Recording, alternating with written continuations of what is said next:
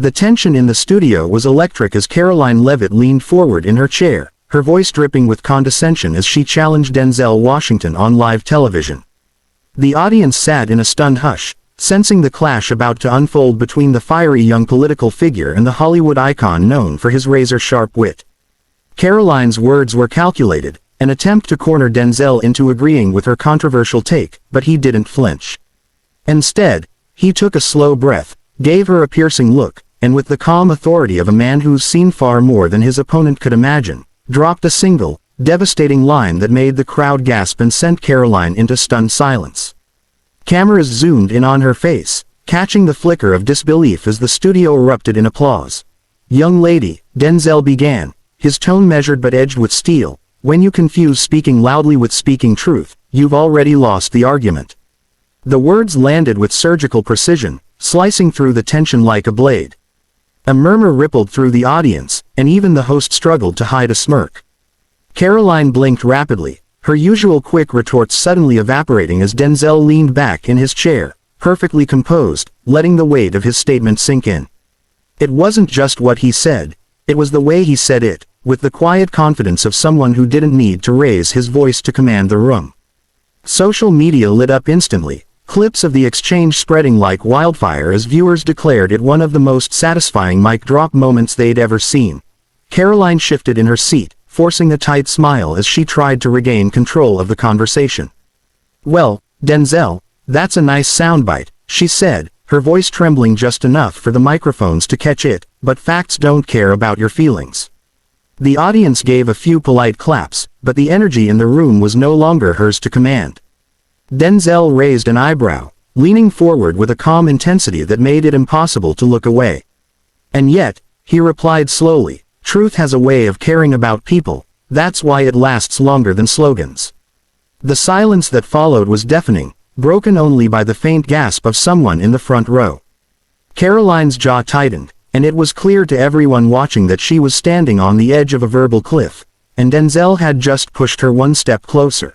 The host, sensing the tension, tried to jump in with a neutral question, but the audience was already leaning toward Denzel, hanging on his every word. Karoline opened her mouth to respond, but nothing coherent came out, just a stammer and a nervous laugh.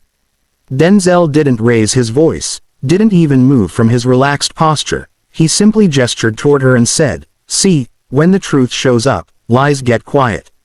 The crowd erupted, some clapping, others whistling, while a few stood up in open applause. Cameras caught Karoline's flushed face as she looked down at her notes, shuffling them desperately as if a new talking point might save her.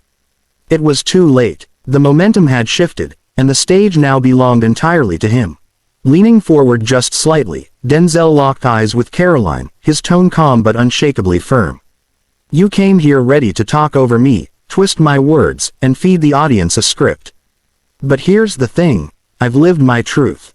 I don't need a teleprompter for that." The silence that followed was deafening, broken only by a collective gasp from the audience. Karoline's hand hovered over her microphone, but she didn't dare interrupt. The host's smile tightened, clearly aware they were witnessing a live television moment that would go viral before the commercial break. Denzel sat back, almost amused, while the audience roared once again, this time not just in applause, but in sheer disbelief at how effortlessly he had dismantled her without ever raising his voice. Karoline forced a tight laugh, trying to wave off the moment as if it were nothing, but the crack in her confidence was obvious. "Well, Denzel, I think you're misunderstanding," she began, but the words stumbled out awkwardly, lacking the sharp edge she'd carried at the start of the interview. Denzel simply tilted his head, giving her the kind of look that said choose your next words carefully. The audience leaned forward, sensing she was about to make a fatal mistake. "No," he said softly, cutting in before she could regain her footing, "I'm understanding you perfectly." That's the problem. The room erupted, laughter, applause, and even a few shocked whistles, while Karoline sat frozen, the realization settling in that she'd just lost control of the conversation for good. The host, sensing the rising tension, quickly tried to steer the discussion toward a safer topic, fumbling through her cards. "All right, well, let's move on to," she began, but Denzel wasn't done. Without raising his voice, he leaned slightly forward, his calm presence somehow commanding more attention than any shout could. "No, let's finish this," he said evenly, his eyes never leaving Karoline's. The audience hushed instantly, as if they didn't dare miss a single word. When people hide behind talking points instead of truth, they think they're winning. But the truth will still be there tomorrow, waiting to catch up with them. His words hung in the air like a final verdict, and the silence that followed was almost louder than the applause that came next. Karoline forced a tight smile, clearly scrambling for something, anything, that could salvage the moment. "Well, Denzel, I think you're oversimplifying," she started, but her voice wavered, betraying the crack in her confidence. The audience, sensing blood in the water, gave a few knowing chuckles. Denzel didn't even need to raise an eyebrow, his silence was sharper than any retort. She tried again, this time faster, almost tripping over her own words, but it only made her sound defensive. "I just think," she began, but the host jumped in, perhaps mercifully, "We'll be right back after this break." The cameras cut, and Karoline exhaled sharply, realizing she had just lost the room, the moment, and the narrative in under 60 seconds. As soon as the red light above the cameras switched off, the tension in the studio thickened like fog before a storm. Karoline leaned back in her chair, crossing her arms, her face frozen in a polite mask that didn't reach her eyes. Denzel, still calm, leaned slightly toward her and said in a low, measured voice, "You know, the truth doesn't get softer just because it makes you uncomfortable." She blinked, caught off guard, as if she'd expected him to gloat or laugh, not drop another verbal grenade so quietly. Crew members avoided eye contact, shuffling papers and pretending to adjust lights, but everyone's ears were locked on their exchange. Karoline opened her mouth, but for the second time that day, no words came out, only the faint sound of her swallowing hard. When the cameras blinked back to life, the audience at home had no idea they were stepping into the middle of a powder keg ready to blow. The host tried to steer the conversation back to safer waters, but Denzel wasn't finished. With the same unshakable calm, he looked straight into the lens and said, "Some people mistake a microphone for a license to mislead. I'm just here to make sure the truth has a mic too." The crowd erupted, clapping and shouting, while Karoline forced a tight smile that cracked at the edges. Her fingers tapped nervously on the desk, a staccato beat that betrayed her frustration. The host glanced nervously between them, sensing that whatever came next could either go viral or burn the show to the ground. Karoline opened her mouth as if to fire back, but nothing came out, just a faint exhale, the sound of someone realizing they'd been outmaneuvered in front of millions. Denzel leaned back in his chair, a slight grin playing at the corner of his lips, not in arrogance but in the quiet satisfaction of someone who knew the weight of his words. The studio felt electric, every pair of eyes locked on the two of them.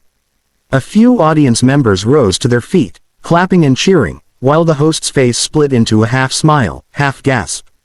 For a moment, it wasn't a talk show anymore, it was a masterclass in composure, truth, and timing.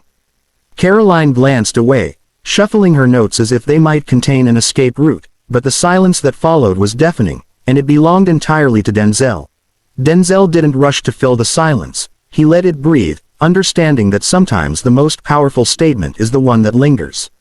Then, with a calmness that contrasted the crackling tension in the air, he said, "When you stand on truth, you don't need to shout. The truth shouts for you." His words rolled through the studio like a slow thunder, met with a swell of applause that grew louder and louder until it became a standing ovation. Cameras caught Karoline's forced smile, her eyes betraying the fact that she was already planning her damage control. But for the viewers at home, the narrative was set. In under 2 minutes, Denzel Washington hadn't just won a debate. He delivered a cultural moment that people would be quoting for years to come. As the segment ended and the cameras cut away, social media exploded like a wildfire. Clips of Denzel's savage comeback flooded every platform, Twitter, TikTok, Instagram, racking up millions of views in mere hours. Memes celebrating his composure and wit went viral, with hashtags like #DenzelWins and #TruthShouts trending worldwide. Commentators and influencers praised his ability to stay calm under fire and deliver a line that cut deeper than any shouting match. Meanwhile, Karoline's attempts to respond only fueled the fire, with many viewers mocking her fumbling words and shaky confidence. Overnight, the exchange became a defining moment of the political season, and Denzel Washington's name was on everyone's lips, not just as an actor, but as a symbol of unshakable integrity and sharp intellect. Dash dash dash.